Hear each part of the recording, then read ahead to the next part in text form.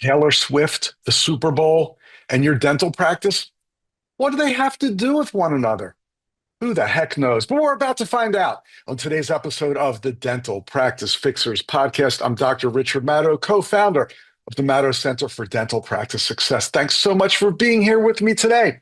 And before we get into that, I just want to remind you that if you want to have me hit your inbox a few times a week with some great dental practice growth tips, informational free webinars, and more, just go to madow.com/tips, madow.com/TIPS, and sign up for our e-newsletter. I know you'll love it. And if you don't, hey, just unsub. We'll still be friends.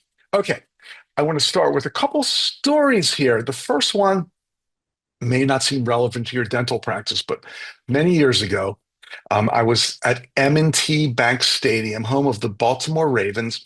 I was sitting there with my dad, who's since gone. We miss him all the time. Anyway, we were sitting there at a football game, and the Ravens were having a so-so year. Their offense was not great. They were kind of squeaking out a few games, mostly on the strength of their field goal kicker. And we're hanging out, and nobody has that much hope for the Ravens to go into the playoffs. And my dad just turns to me and says, "Rich, I think the Ravens are going to make it all the way to the Super Bowl this year." And I said, "Dad, you're out of your mind. There's no way the Ravens are making it to the Super Bowl." And he said, "No, they are making it to the Super Bowl." And I said, "I'll tell you what, if the Ravens make it to the Super Bowl, we're going to go together. My treat. I'll pay for everything. We're going to have the most amazing weekend ever." Well, that was the year that the Ravens won their second Super Bowl in Tampa. And that little bet or statement or whatever cost me tons of money. I never thought the Ravens would make it to the Super Bowl, but we went. We had an amazing time. We saw the Ravens beat the New York Giants, and we were partying in Tampa, Ybor City, and just going crazy with going to the Super Bowls was an amazing experience. Amazing experience. I'm so glad we did it. And my dad often said that that was the best weekend of his life, much to my mom's chagrin. But he would always get around and say that, and it really was amazing.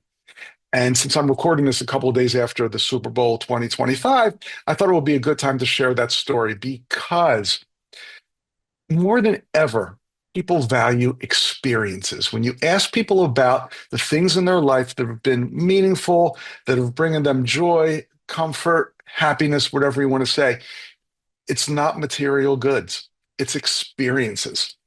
And in your practice, you have a chance to provide something you might call a material good, which is restorative dentistry, periotherapy. That's like the solid thing that the patient's getting from your office. And of course, it always needs to be top notch. But just like with the Super Bowl experience, the thing that people remember, the thing that they talk to their friends about, their work colleagues, is the experience that they get at your dental practice. Which brings us to Taylor Swift, of course, right? How can we not talk about Taylor Swift? She was at the Super Bowl. I don't claim to be an expert on Taylor Swift. I'm not even a huge fan. I dig her music from time to time. I'm not a huge Taylor Swift fan, but I think it's pretty safe to say that these days she is the most talked about, the most successful, probably the most elite music star on the planet. She puts out tons of albums. She does stadium tours, and we all know they're legendary for selling out. They say that if she had planned 10 times as many dates, they still would have sold out. It was a total global frenzy when she did her Eras tour, the highest grossing music tour in history.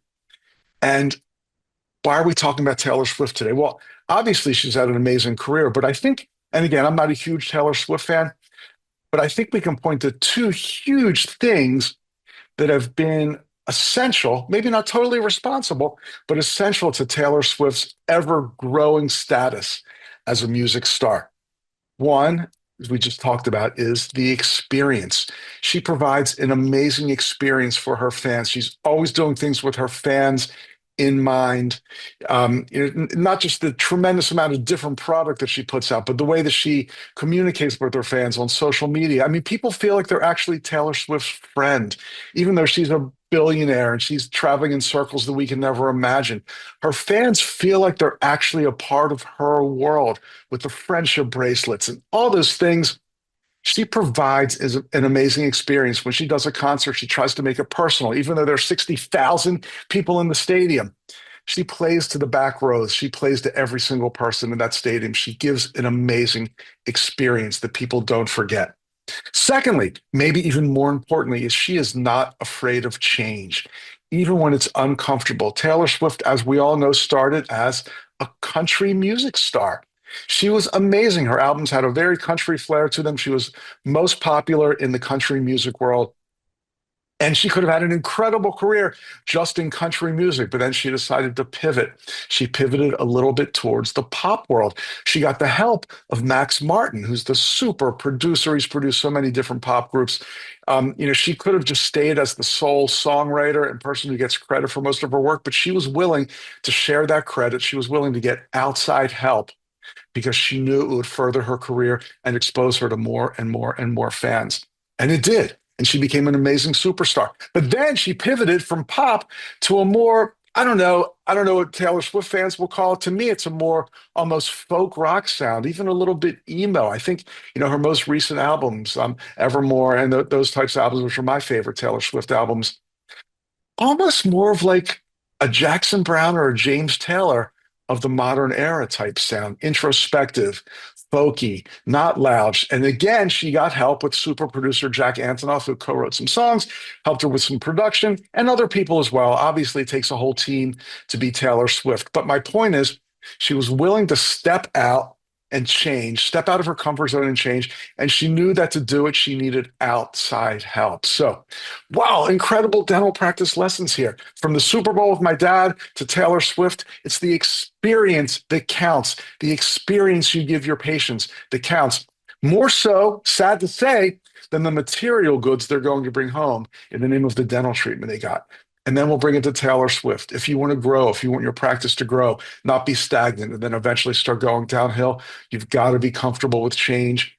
Often change takes outside help. Of course, I'm saying this because we love working with practices as their coaches and consultants. And if you want to find out more about that, you can just put some time on my calendar at madow.com/calendar or madow.com/chat, if that's easier to remember. But I also want to let you know that I've just recorded and dropped, as they say, 4 hours worth of material for my most popular seminar, How to Provide a Memorable Patient Experience in Your Practice. The best is if I come to your hometown, I'll be doing, I think, 12 or 14 dates this year in different cities across the country. But chances are I won't. But for much less cost of signing up for a seminar and travel, you can get 4 hours, kind of the best of my memorable experience seminar. It's $597, but for our podcast listeners, for just a few more weeks, I've reduced the price to $297. You can just go to madow.com/at-home, all one word, madow.com/at-home. As you know, I don't like to be too commercial on these podcasts, but I'm really, really proud of this amazing project. And I know that for just $300, less than half of what you get for a restoration sometimes, use this at your team meetings, snippets at your huddles, share it with everybody in the office. It never expires. You can watch it wherever and whenever you want for as long as you want. It's amazing. It just came out. We've been getting some incredible, incredible comments. So go to madow.com/at-home and you can have the at-home version, 4 hours worth of how to provide a memorable patient experience in your practice. Do it, do it, do it. I hope you enjoy it. Okay, we talked about how change is so necessary, how you need to provide a memorable experience for your patients. Just take those 2 lessons and run with them.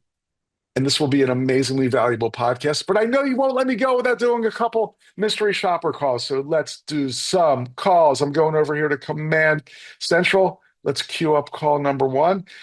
For these calls, we've got 2 of them today. I posed as a patient who needed endo, who knew that they needed a root canal. They weren't interested in going back to their old dentist, so they're looking for a new dentist to do some endo on them. Sounds like a great patient. Sounds like an endo core and crown in the making. Of course, these practices bent over backwards to get me in, didn't they? Let's find out. This is Ashley. Yeah, I have a question for you. I was told by my last dentist, I don't go there anymore, but I needed a root canal. It wasn't that long ago. But they never really explained what that was. What is a root canal exactly? So they go deep into the root, all the way down to the nerve, and they would clean out any like infection or anything, and fill it back up with it's called gutta purchase. So therefore, you would like no longer have any pain or anything in that root. I probably could give you a better description. Let me pull it up really quick. And then Okay. Yeah, that was crazy. They go real deep into the nerve. That sounds awful. well, it's just to save a badly infected tooth, like instead of extracting Mhm. it. Got it. That's just a way to keep your tooth, but not have any pain either, I because the see. nerve would be dead at that point. Oh, wow. But the tooth can live on with the dead nerve? Yeah, Okay. you fill it Well, back got up. it. Yeah, Fill it right back up. Cool. Okay. Well, thank you so much for that. yeah, no problem. All right. Thanks. Thank you. Bye bye. Bye. Okay. I'm calling. I'm looking for a new dentist. I think I need a root canal. Why didn't she end the call with saying, "Hey, why don't we have you in so we can take a look?" And ask me, it sounds like you're looking for a new dentist. When was your last examination? Let's get you whatever. Get this patient in. They think they need endo. They probably need more. They're calling this office because they picked them for some reason. She never asked why, but for some reason they picked this office. And she made no attempt whatsoever to get me in. And then, could it be worse? Well, why would you ever say a phrase like they go deep into the roots all the way to the nerve? Why don't we just scare the crap out of our patient before they even set foot in the door? There are nicer ways to explain what a root canal is than saying they go deep into the roots and yank out the nerve. Ooh, it sounds horrendous. The fact is, root canals these days are very comfortable. Why not throw that in? The good news is, despite the reputation, root canals are actually an extremely comfortable and successful procedure where we can easily remove the infection and make that tooth healthy again. Come on, let's talk in positive terms and then say, why don't we get you in for the doctor to have a look? Okay, as I always say, she was nice. She was nice, but this patient's lost and gone forever, and they're probably more afraid than they ever were to get their endo completed. Let's do another call.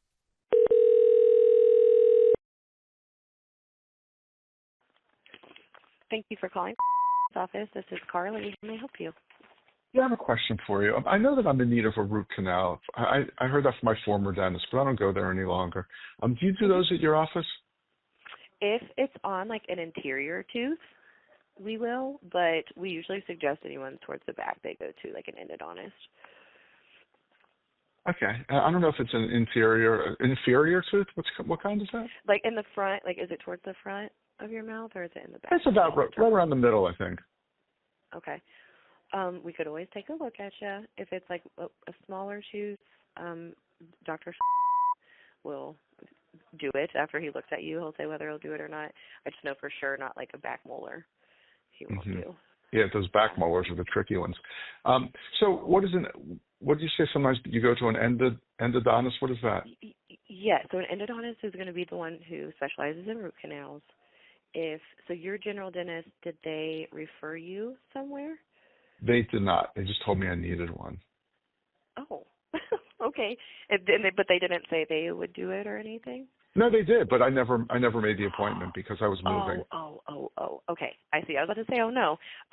So yes, an endodontist is always best because they do it all day, every day. They have all the equipment for it. Some general dentists will do like front teeth, smaller teeth, but if you need me to tell you a few endodontists, I can give you a few recommendations. Yeah, it sounds like that's what I should do. Yeah. All right. Well, let me contemplate on that one, and I'll see if I need a recommendation. Thank you so much. Yeah, absolutely. Take care. Okay. Bye. Thanks. Bye.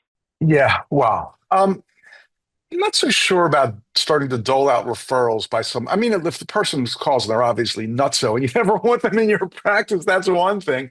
But I still think, even in this case, it sounds like they did anterior endo, but not posterior endo, which she wouldn't use terms that were way too technical. Different story altogether.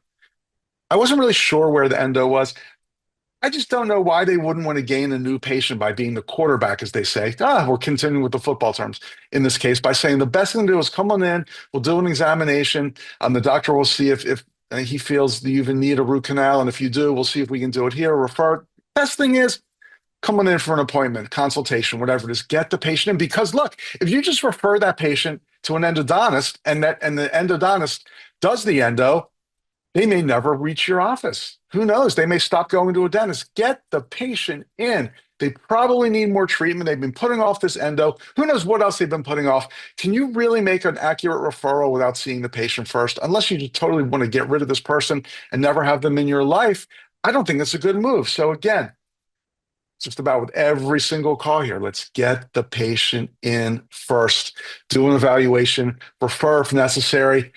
Probably was due for an exam and prophy, if not more. So this patient was just lost, lost, lost, lost. Drives me crazy. I don't want you to be lost.